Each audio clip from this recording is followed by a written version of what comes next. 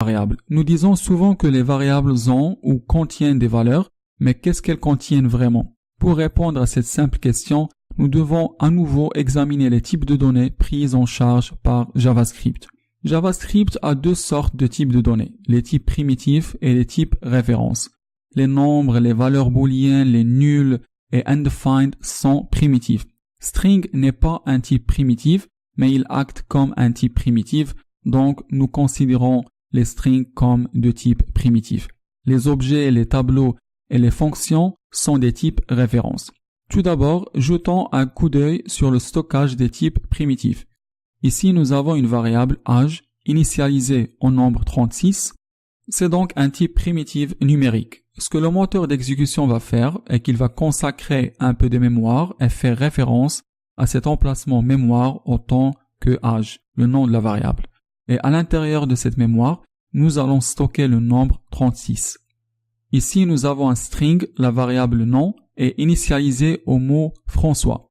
Encore une fois, JavaScript va créer une certaine mémoire interne, il va l'appeler nom et il va stocker la valeur François autant qu'une chaîne de caractères. Un autre type de primitive est la valeur booléenne. Nous sommes donc ici en train de définir un var bool égale à false. Le moteur d'exécution va créer cette variable bool, lui affecter certains stockages et puis insérer la valeur false. C'est donc très simple et c'est comme ça que le stockage des types primitifs fonctionne. Voyons maintenant comment les affectations fonctionnent avec le stockage de type primitif. Nous allons prendre une variable, ma voiture, et l'initialiser à Peugeot, et puis nous allons prendre une autre variable, mon autre voiture, mais nous allons lui affecter la valeur de ma voiture. Donc le moteur JavaScript va toujours créer une zone dans la mémoire appelée mon autre voiture, et la valeur de ma voiture sera copiée dans un autre emplacement mémoire qui est mon autre voiture. Et c'est très important de savoir que ce sont deux emplacements de mémoire distincts. Ma voiture et mon autre voiture, et la valeur est stockée deux fois. Donc maintenant, qu'est-ce qui se passe si on affecte la chaîne Hyundai à la variable mon autre voiture? Eh bien, mon autre voiture va être anéantie et la valeur Hyundai sera stockée. Et remarquez, ma voiture est toujours réglée sur Peugeot. Ma voiture ne change pas du tout. Donc, dans le stockage de type primitive, les valeurs sont copiées et c'est très différent de la façon dont les types références fonctionnent. Jetons un coup d'œil au stockage des variables de type référence. Nous allons créer une variable appelée jour de semaine ou bien jour de la semaine 1 et la définir comme un tableau. Le tableau contient tout simplement une liste de strings et JavaScript va créer un emplacement de mémoire pour jour de la semaine 1, mais il ne va pas placer un tableau là-bas, il va placer un pointeur et nous pouvons jamais accéder à ce pointeur en tant que développeur. Nous ne savons pas où il pointe, mais nous savons qu'il pointe vers certains emplacements de mémoire inconnus et c'est où le tableau est stocké. Et c'est pourquoi les tableaux, les objets, les dates, les expressions régulières ou l'un de ces types références sont appelés type référence parce qu'il contient une référence ou un pointeur à l'information. Maintenant, nous allons créer une nouvelle variable appelée jour de la semaine 2 et nous allons lui affecter jour de la semaine 1. Qu'est-ce que le moteur d'exécution va faire? Eh bien, il va créer un emplacement de mémoire pour jour de la semaine 2, puis il va copier le pointeur de la part de jour de la semaine 1.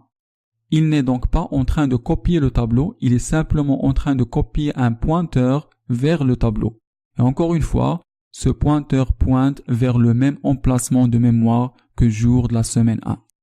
Alors, jour de la semaine 1 et jour de la semaine 2 sont tous les deux des pointeurs qui pointent vers le même emplacement de mémoire et ceux-ci sont les types références. Ils font référence au même objet.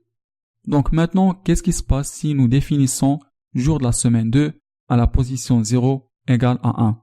Eh bien, le string lundi va être anéanti et il va être remplacé par le numéro 1.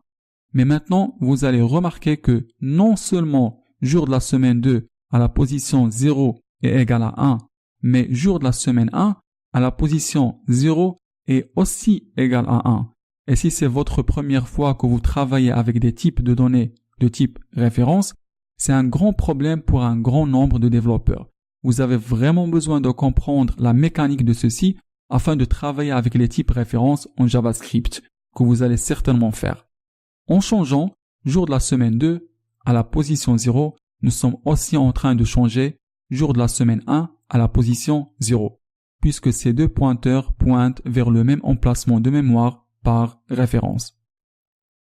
Examinons certains des types références communs que nous allons utiliser en JavaScript. Les objets sont probablement les plus populaires et ils vont recevoir tout un chapitre dans cette formation. Nous avons les tableaux et nous allons examiner les tableaux dans ce chapitre plus en détail. Les dates sont un type référence commun, les expressions régulières sont des types références communs et les fonctions sont également des types références. Nous allons couvrir les fonctions beaucoup plus en détail plus tard dans la formation. Nous pouvons également utiliser certaines valeurs primitives autant que des types références si nous utilisons les emballages intégrés en JavaScript pour eux. Et nous allons jeter un coup d'œil à ce sujet un peu plus tard.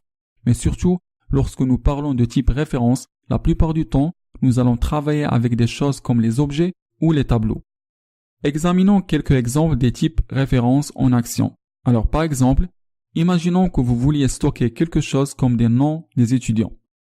Allons déclarer une variable et nous allons l'appeler étudiant. Et je vais la remplir avec des noms aléatoires. Je vais juste faire quelques-uns.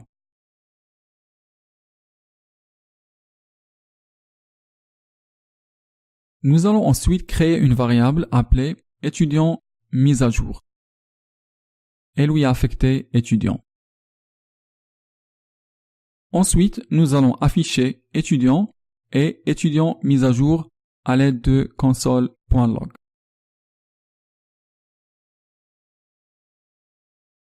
Alors, étudiant et étudiant mise à jour vont pointer vers le même objet en mémoire. Maintenant, nous allons modifier le tableau étudiant à l'index 0 en nom Victoria Henry. Donc, qu'est-ce qui arrive lorsque nous affichons étudiant mise à jour? Eh bien, il montre Victoria Henry à l'index 0. Puisque les tableaux sont des types références, étudiant mise à jour et étudiant vont pointer vers le même emplacement de mémoire. Donc, la mettre à jour du tableau étudiant a le même effet que mettre à jour le tableau étudiant mise à jour.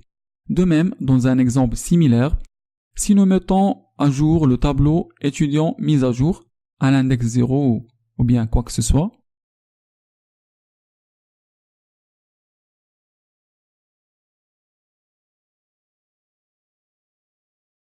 et maintenant, si nous affichons le tableau étudiant,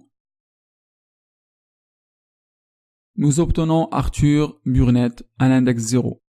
Alors juste parce que nous avons pris étudiant et nous l'avons affecté à étudiant mise à jour ne signifie pas que nous avons cloné le tableau. Nous venons juste de copier